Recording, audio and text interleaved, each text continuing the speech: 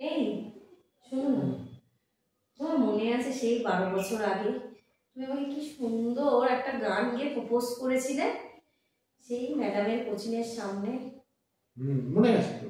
হ্যাঁ, আমার না তখন কি ভালো লেগেছিল।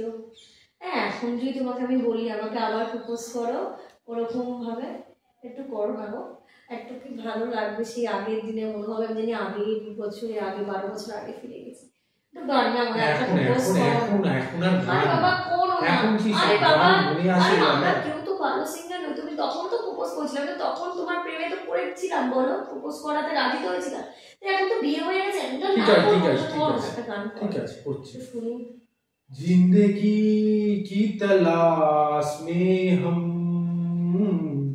मौत के कितने पास आ गए,